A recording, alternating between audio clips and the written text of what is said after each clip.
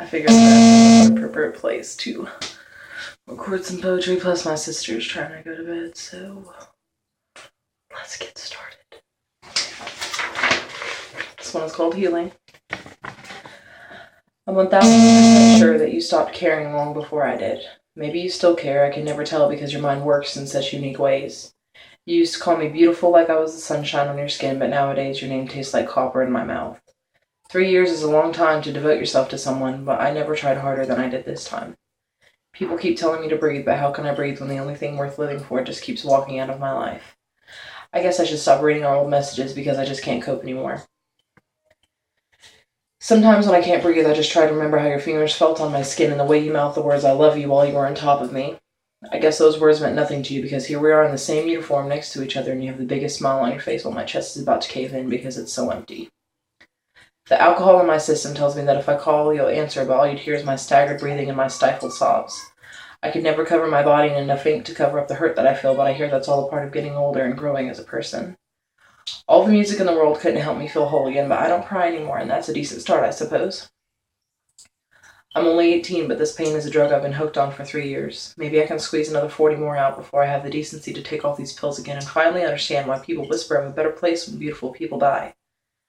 I guess it's just my luck to have fallen for a guy whose mind can't handle someone as broken as I am. Nobody else could ever understand how warm your bed was and how you always laughed at my jokes and how much I hate missing you. Everyone keeps telling me that boys like you come and go, but it's been 3 years and you've always been the one that I tried holding on to too tight. I guess that's why we never worked out, because I've never been good enough. I guess you found solace and comfort in girls who were shorter than me and didn't have late-night panic attacks. I've never been good at expressing myself or my feelings, but you never seem to mind. I guess no matter how hard I cry or how long my showers are, you won't come back. Even if you did, I shouldn't take you back. I'm 18 years old, and 2 years ago I was ready to end my life. You always kissed my scars, and now I feel like I don't have to hide them. We all grow, and we all heal, and I guess I'll have scar tissue in my chest because of how bad being with you hurt me. But maybe like the scars on my thighs, I can work it into my life and promise myself I won't ever go back to being the suicidal girl I was before. I'll continue to try, and it may not be tomorrow, but I heal. I will smile, I will laugh, and even though this pain has consumed me for 3 years, I will live for much longer. This is called Teenage Years. 15. We meet for the first time and my heart is racing. Your mother waves from the car, but all I can focus on is your brilliant smile and the way your mouth looks when you say my name. 16. You think I look cute in my uniform and my hair is cute this way. The girl across the room is filled with smiles when you greet her. I pretend not to notice. 17. You pick me up from school and apologize for your appearance, but God, I swear your eyes have never been this bright. 18. My shirt matches my eyes, and the way your hands fumble when you see me makes me lose my breath. My boyfriend calls. I ignore it so I can hear you laugh. 15. I'm crying in bed, wishing you had never held me so tight because the way you fucked me made me think you wanted to stay. I fell apart and this knife is my only companion. 16. You promised you wouldn't do this to me again. Maybe I'm finally grasping what my father meant about being young and stupid, and why my mother's eyes are so dead when we speak about him. Maybe this is payback for ignoring you, or maybe I need to stop opening my legs and my heart to you. 17. My friends are giggling because you want to kill yourself, but all I can keep telling myself is that if you loved me, you wouldn't have asked me to do those things with her, and that pictures of her body wouldn't be on your phone. I always thought the girl across the room was pretty. I guess you did too. 15. I still wear the ring you gave me, and I try to picture the twisted metal design as your heart. Maybe you'll feel for me again, and all I wanted was for you to be my last. God, why did I let you be my first? My mother asked me where the kitchen knives are. I shrug. 16. I'm laying in bed, and I've lost the need to cry, and all I can think about is how empty I feel and how happy you look in your new pictures. I just wish your arm was proudly around my waist instead of me hiding my wrists under my hoodies. My mother knows. 17. You picked me up from the hospital and laughed when I told you I was contagious and kissed me anyway. I've learned to hold on to every moment I can with you. You tell me I'm annoying. I ask to go home. You agree happily. I call into work and stare at my ceiling.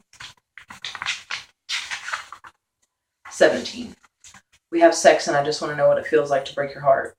I don't ever message back. My best friend says he sees you cry at work. I cry for you as well. My aunt asked me to buy pot. I smoke until this crying feels normal. 18. I live on my own now. When you heard I was going to work with you, you got mad and almost had a panic attack. I helped calm you down, but all I wanted to do was hold you until neither of us were broken anymore.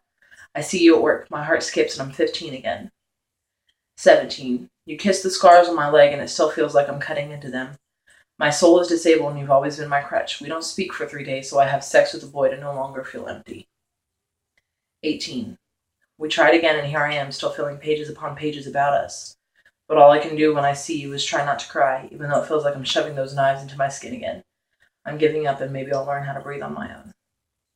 3 years. When you're as young as we were, you tend to never think about the consequences of your words. We built 3 years of nothing out of broken promises and empty words. 16 was such a young age to feel broken, but in the end, we went from happy pictures to me sobbing every time you mentioned to a different girl's name. When I was 15, you told me you weren't good at holding on to relationships, and now I understand how right you were. I guess the emptiness in my bones is something I'll get used to because I've been waiting for you to come back for far too long now. Dear Mom. When I was 8, you wrote me a letter of apology telling me that you loved me and you wanted me to have everything in the world that you didn't get as a child. When I was 9, you kicked me while I was on the floor, you yelled, and I stood in the corner stifling my sobs. You apologized, and we laid in bed together the next day. You told me about the ghosts in your old house and how music spoke to you. I was 12 the first time I wanted to kill myself. I was sitting in my room while you and a man who caused nothing but pain slept in the next room. I loved him at first. The way he danced with you in the kitchen made me happy. I always wanted to make you happy. But soon the music didn't speak to you like before. You didn't sing in the shower anymore, and you always threw my headphones at me when the sound of a guitar filled the room. You didn't smile anymore, and I stayed up later than usual. I remember hearing you cry in my little brother's room. When he left, you weren't you. Your eyes didn't shine so brilliantly, and my love for music disgusted you. I was 15 the first time I cut myself. I was in the bathroom and you were yelling at me. Cleaning was your outlet, I suppose. It didn't hurt like I expected it to. It was like a forest fire against my skin, and I hadn't been warm in a long time. When I was 16 years old, a woman at work overheard how I was having trouble sleeping. She bought me pills and promised it would help. I took 3 every night and still felt empty. The first time you kicked me out, your friend and her husband came to get me. All of my belongings fit into 3 duffel bags, and I was quiet for the entire ride. They hid his knife collection, and listened to my silence. I was numb for a few weeks and unsure of how they would treat me. All I had ever wanted to do was make you happy. You asked me to tell you how. You used to tell me how you were sure I'd go to college and be something great, that I would be everything that you're not. But what you don't understand is that when I was young, I would watch you sleep. I would hear the steady rhythm of your breathing and how easily your arm reached over me. I would listen to you sing your songs and smile when a tear fell. I am now grown. I am no longer in your care and have scars that I no longer keep hidden. You still hate me, but it's all right. I still love you for all the trying that you did, and I'm sorry I didn't fulfill those hopes. Learning to let go. I swore to myself when I was 17 that I'd never run back to you ever again, but it always starts with you apologizing and me falling for your stupid brown eyes.